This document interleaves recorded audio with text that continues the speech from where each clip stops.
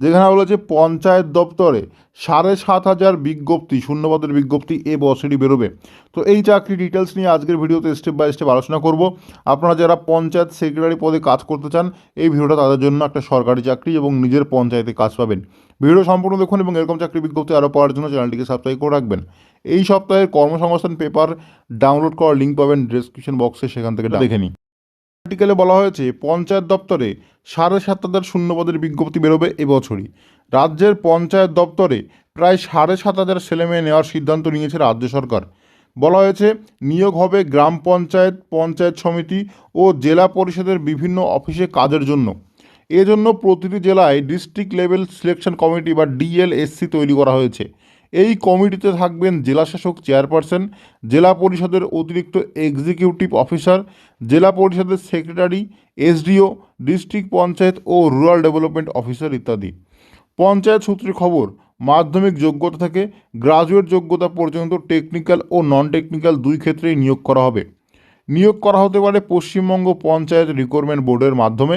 রাজ্যের সব জেলায় গ্রাম পঞ্চায়েত, পঞ্চায়েত সমিতি ও জেলা পরিষদে কোথায় কটি শূন্যপদ আছে তার তালিকা ওয়েবল সংস্থার দায়িত্বে আছে।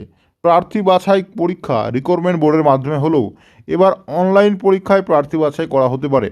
নবান্ন সূত্রে খবর, নভেম্বরের শেষে কিংবা ডিসেম্বরে দরখাস্ত নেওয়া শুরু হতে পারে। তো কবে নাগাদ চাকরি বিজ্ঞপ্তি প্রকাশিত হতে পারে বুঝতে পেরেছেন।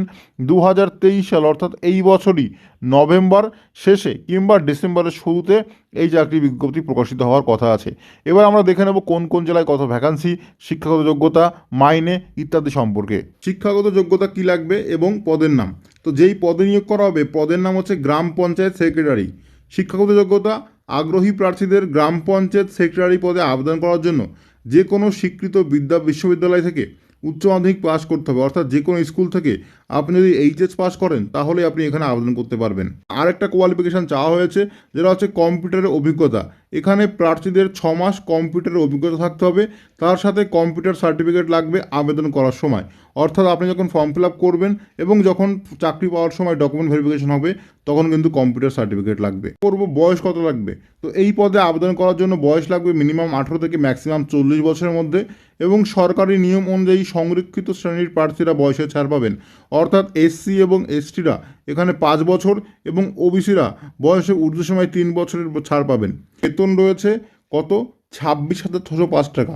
তো এখানে আপনি চাকরিতে জয়েন করেই এত টাকা বেতন পাবেন এবং সবথেকে ভালো সুবিধা, আপনি আপনার নিজের পঞ্চায়েতে কাজ করতে পারবেন। আলোচনা করবো কী করে এখানে প্রার্থী বাছাই করা হবে বা সিলেকশন প্রসেস কী আছে।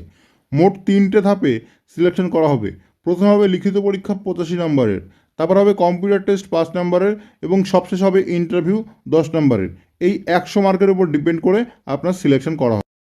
পদে আবেদনের জন্য কী সিলেবাস রয়েছে পরীক্ষায়? তো এখানে বাংলা থেকে 25 নম্বর থাকবে, ইংরেজি থেকে 25 নম্বর থাকবে, পাটিগণিত থেকে 25 নম্বর থাকবে এবং সাধারণ জ্ঞান সেখান থেকে থাকবে 10 নম্বর। এই টোটাল নাম্বারের উপর ভিত্তি করে লিখিত পরীক্ষায় সিলেবাস থাকবে। তার জন্য যে সমস্ত ডকুমেন্ট প্রয়োজন সেগুলো হচ্ছে আপনার জন্মের প্রমাণপত্র, শিক্ষাগত যোগ্যতা সার্টিফিকেট, মাধ্যমিকের মার্কশিট, উচ্চ মাধ্যমিকের marksheet, residence certificate, voter card, Aadhaar card. তো 2023 সালের এখানে নভেম্বর ডিসেম্বর মাসে চাকরি বিজ্ঞপ্তি প্রকাশিত হবে। আপনারা আমাদের চ্যানেলটিকে সাবস্ক্রাইব করে রাখবেন, আমাদের চ্যানেলে সবার আগে ফর্ম ফিল আপের ভিডিও পেয়ে যাবেন।